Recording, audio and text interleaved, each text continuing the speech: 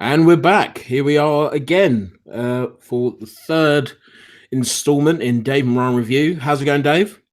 Yeah, good. Back to the present, or Yeah. probably back to the Oh, as back, uh, as back to Dave the may past. have, and probably in the title of the video as well, may have given it away. Um, we are reviewing the Back to the Future trilogy today. Back to the Future, brief summary: it's the adventures of Marty McFly and Dr. Emmett Brown, played by Michael J. Fox and Christopher Lloyd. After Emmett Brown creates a time machine out of a DeLorean, and the effects after that. It's a fairly simple premise: time machine, crazy mad scientist, young kid going back in time. So we're going to talk about all three, just because obviously they're a little bit older, and they are essentially one story. When you watch them again, I think it's the actual three films take place over like a couple of weeks or a week or something like that in actual Yeah. time or something like that. Um, which is amazing, or something, from when we first meet Marty in his in the garage with the guitar blowing himself up with loudspeakers. I think it's some short amount of time. But what do you think of the film overall, Dave? Films overall. Um, I love them. One of my favorite all-time films. So much fun. It's not. It's they're just good. This is the laugh. They're sort of 80s pop culture. This film came out the year I was born, 1985. So that was, well, I think it came out in 1985. Um, yeah, no, very good. I love the concept, and I think I was thinking in terms of ranking them. We could probably do that towards the end, but Yeah. I love the first one. I love all three of them. I love the first one. That concept of going back in time to when your parents were sort of the same age as you, when you were sort of at school, and that's a brilliant concept. And it really when he goes back to 1955, it really does feel like he's gone back in time, and the sort of like the television set, two television sets scene, and things like that. Yeah. Really clever, really subtle, but very clever. Yeah, like he's just this, like he's talking and people are like, what are you on about? Like, he talks about the reruns and things like that when he goes back and like, what, this is live. What are you talking about? Yeah, And and like just the interaction obviously with his mum, some crazy incest storyline there, which is crazy. He's trying to fight her off with a stick, and meeting his dad, and he's this yeah. massive loser, and just that whole interplay between both parents, and he's trying not to you know interfere with it too much, and obviously he ends up interfering quite a lot. Mm. Yeah, and he's got a simple job really in terms of trying to. Well, it's not simple, is it? But he's got to try and make them fall in love, and then he's got you're introduced to the sort of the idea of the clock tower Mm. being struck by lightning, Yeah. and that that effectively fixes the DeLorean so he can go back home, and you sort of he's got a time frame to do it. That lightning is going to help him because obviously he's got the flyer that's given to him. That why and it's the time on it, the clock stopped. And just little things. Like that. It's It's pretty set up pretty quite early, cool. isn't it? When you see the lady handing out the flyers and stuff like that, and then he tells the doc back in 1955 that he needs is it 1.3 gigawatts or whatever it is, and 1.21, I think. If yeah, don't, something like that, and he's like 1.2, he loses his mind, and it's like, oh, I know we'd have to find a lightning strike. It's like, oh my god, I know when one's going to happen. yeah. And I'll put it ready. yeah, Yeah, I mean, and there's so many good moments when, hey, McFly, when he's in when yeah. he's in the diner and he looks at his dad, he's like, oh my God, like, I can't believe this guy, he's anybody there? And then Biff, I mean, He's a what, complete wimp. what a character, what Michael J. Fox is just perfect as Marty McFly. Yeah. Um, you know, good job we didn't get this other guy. I can't remember the actor's name who was supposed to play Martin McFly. Glad it was not him, even though we would know if it ever happened. But I feel like Michael J. Fox was just perfect as Martin McFly. I heard that he had like 5 hours sleep when they were making this film because he was just doing back-to-back movies, and he really they wanted him that bad, and he really was so good compared to like the other guy who really didn't put a bad performance in. It was just Michael J. Fox was just the star at the time. He's just so good. You know, he plays just when when he tries to stand up to Biff and he's looking at him, like they really play up how big Biff is. And then, there's so many good moments in that first one. And, for me, my favorite, there's probably two favorite moments that probably happen near the end. And one of them probably is one of yours as well, where, the plan is to be getting a bit handsy with his mum, and then George to open the door, punch Marty in the face, and then, they live happily ever after.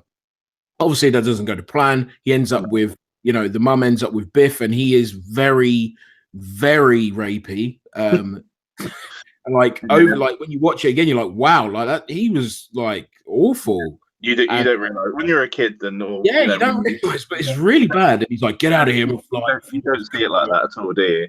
No, and then obviously George finally sort of grows a little a set of stones, a set of cojones, as it was, and he tries to stand up to him. Biff sort of twists his arm behind his back, and then Lorraine, Marty's mum, gets pushed over, and then George, wells up, balls his fist up, his left fist, and I think we're all with him when he's just like, because that Biff laugh is just, oh man, you want to punch him, and George just absolutely leathers him right in the face.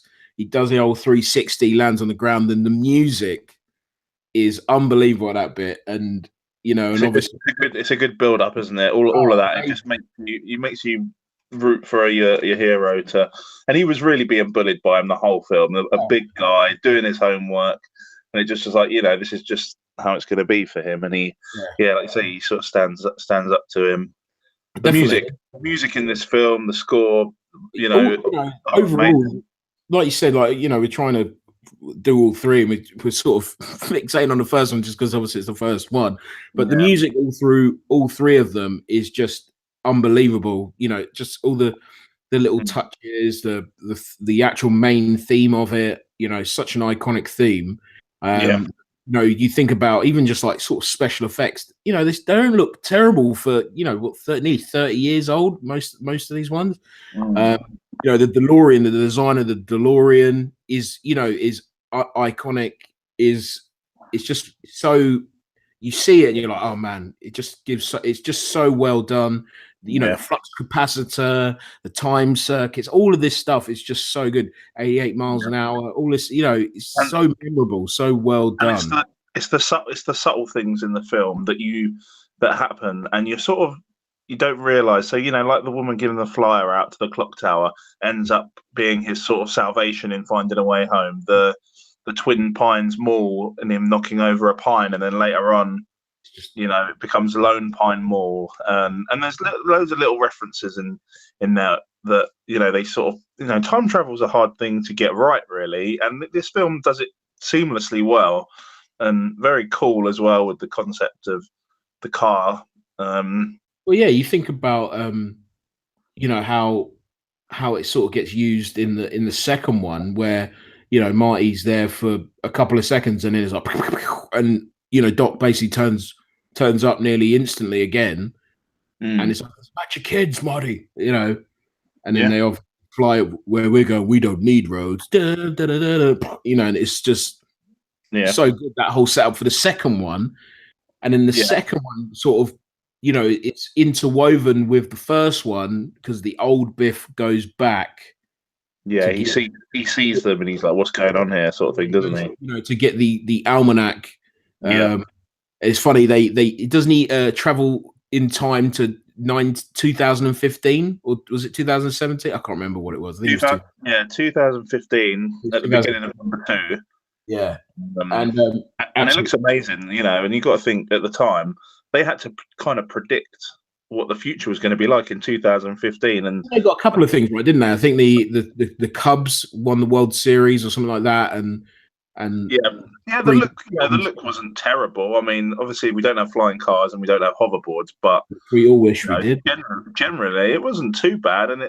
it was really cool, wasn't it? And it was Crazy very stuff. Wearing like two ties and things like that, and the pizza that was like moisturized. He could oh yeah, love all that. of that. It was a bit much, but you know, I didn't but mind that. That was cool. That was cool. yeah, it was fine. And Yeah. the old Biff, in the old Biff when he goes back in time and gives young Biff Sports Almanac. I think there's a deleted scene. I think you showed it to me where the old Biff dies and he Yeah, he sort of disappears. disappears because he's changed time. Yeah. And yeah, that's quite terrifying, really, when you see it. Quite scary. But and then obviously as the second goes on, we go back to 1955 as Marty is now trying to dodge himself Mm, and accomplish the goal of getting the Sports Almanac back, because obviously 1985 has now become this horrible dystopian uh, mm. future where Biff is controlling everything, and his mum has been, I like feel like two. enslaved. I feel like two gets a little bit complicated, but not too much. But it just sort of goes into that. You know, there's even a scene where Doc explains it, and it's for the audience. You know, because he sort of, when he goes back, and then there's like that Biff Tower and things like what's going on here. There is, and they sort of have to sort of explain what happened. I think just remembering in the second one, the thing that bugged me, Marty's kid, who was basically Michael J. Fox being an Yeah, idiot, that always bugged the Cafe 80s or whatever it was, that always bugged me. yeah, yeah. Because it was like, terrible. Um, yeah.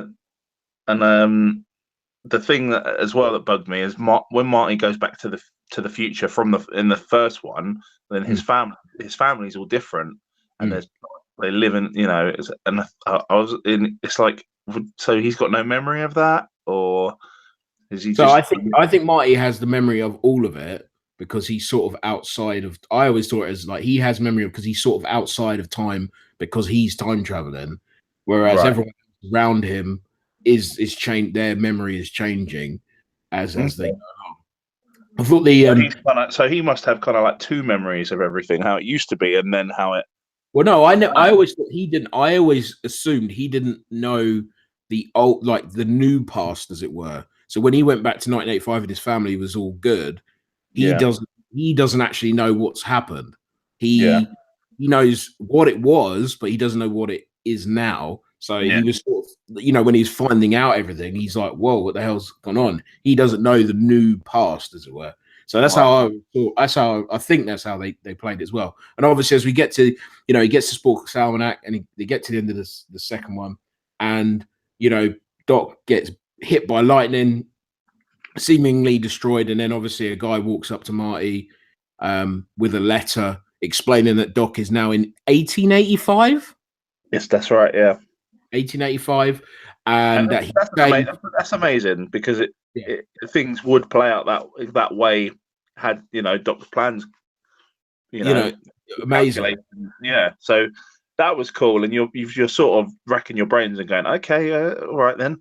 And And the then guy, we had a bet that you would be here. I lost or something, and he's there in the rain, and he's it's such an adventure, isn't it? All of them really. And then obviously we cut to Marty in the first one going back to the future, and Doc's like, "Yes, he did it. Yes, he did it." He's running around, and he's like, "Yeah." And then obviously Marty comes sprinting around the corner.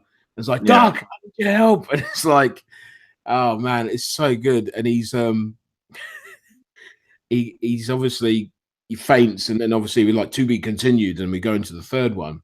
Mm. And obviously, I think the third one, it feels like for most people that watch it, is maybe their least favorite. Not that it's bad. I don't think it's a bad film, but I think maybe it's the least favorite, even though it's got some really good moments in it. Mm. And Yeah. If it was a one-off film, if it was like the first film and that was it, it probably wouldn't be that great. But because it's got the built up of the first two, Mm. it makes it better. And like you say, I don't really like to rank these, but it probably third is probably the worst. But I love it. I love it. And Yeah, definitely. No, I think the third one would be my second. I don't know how you'd rank the other two because I don't.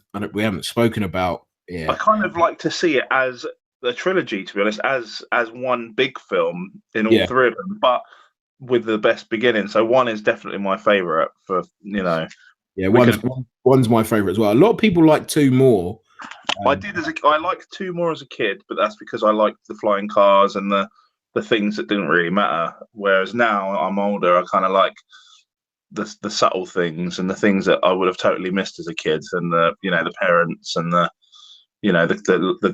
dialogue between them all. I think even there's just in the third one, obviously he goes back in time and he's trying to get Doc, and Doc finds a woman, and he tries to get back, and they make the train, and all Mm, that happens, and then obviously that he makes it back to 1985, mm, finds Jennifer, and then um, his and then obviously he sees Doc again, and he's like, what's this piece of paper? What does it mean? It's like, the future's not written, Marty. Blah, blah, blah. And then obviously the train flies off, not really explaining how he built the train in the first place. yeah, yeah. How did you build? Yeah, how did you build a flying train back in Yeah, 1885? I would love to know, but that's besides the point. It's a cool ending, and obviously we go off. I think for me, some of the the best, some of the, like you said, about subtle things. If you watch the first one again, I saw it fairly recently. Doc at the beginning of the film towards Marty is very businesslike, very, come on Marty, pick up the camera, and he's very very businesslike, very stern with him. Like he's hired a student very, or a something. very like a teacher student relationship. And then at the end, because Doc has known Marty now when he was back in the past, and Marty saved his life, he's a lot warmer to him at the end of the film, which I'd never noticed. But he Yeah. acts a lot more like nearly fatherly towards him. Just his manner towards Marty is a lot different. And Mm. and yeah, that sort of theme that Marty and Doc all the way through is just is the best thing of the whole film. Their relationship. It shouldn't work really. You think about it. Oh, you just get this, like 17-year-old kid or whatever it is, 18-year-old kid. Yeah, it's fine. He's just going to hang out with some 50-year-old man on film, and they're going to time travel. You'd be like, what the hell are you on about? Yeah, And that's one thing I've written down is Doc and Marty's relationship. You'd kind of love to see how that started. You could probably do a series on it or something, couldn't they? Like now, yeah, um, it, you know, I it's a just bit weird. It's a bit weird for for them to be hanging out. But yeah. there's only a little reference where Strickland sort of says in the corridor, "You're not still hanging around with that Dr. Brown, are you?" And he's, that's it, really. That's all you get as an introduction. Yeah, I think with the just as a whole, it's just so original. Like I can't think of what would have you know given it would have where they have stolen ideas from other stuff, where they had it's a very original concept, and just it's a big start, a beginning, a middle, and an end, the three, and you can watch those three and be happy Yeah, that you watched it. Obviously you want to see more because you like Marty and you like the Doc, and you like seeing them on screen, but they mm. probably made the right decision to say, you know what, we're not going to do any more. Yeah. After that train flies into my face, I'm sort of like, I don't really care where it goes. But Yeah, but I loved but everything I've just obviously, watched. obviously, if they'd have decided to do a four, you would have been like, "Oh, wicked," fine. I'll watch number four. But Mm. I'm sort of glad, we've just got these three, and they've got all the original actors, and the story is, like you said, connected all between all three, and Mm. it's just really well made. And how many times have we seen in films where they did too many, they just to milk it some more, and just look at Terminator, look at Mm. Like the Matrix, the last one. I love the Matrix. I don't hate any of those films, but they could have just left it at one, to be honest, and it would have been Yeah. probably probably revered even more than it already is. Like it would have just been like, oh my goodness, this is one of the greatest things that's ever happened. I still think it is, but I think people like, you got a bad taste in your mouth from some of the more silly parts of the second and the third one. Mm. And how many times, and it's still happening now. Obviously, Jurassic Park, Jurassic World was better than some of the third one of Jurassic Park. The Lost, was it? What's the third one? I can't remember. Just Jurassic Park 3, isn't it? Yeah, That's not a good film, but obviously Jurassic World was better than that. But you don't want stuff just going on forever and it just being terrible. So you sort of ended, even though the third one isn't as good as the first and the second, it's not terrible by any stretch of imagination. mm. And you can still enjoy watching all three. Mm. And I think, going back to what you're saying about if they made a fourth one, the way that Hollywood works is, making it bigger and better and things like that. But what was great about the Back to the Future trilogy is that they kept it local and they kept it like not like a world-ending film. Yeah, it was in the same town pretty much. They went outside the area a little bit, but generally they were. It was about that one town and how it changed.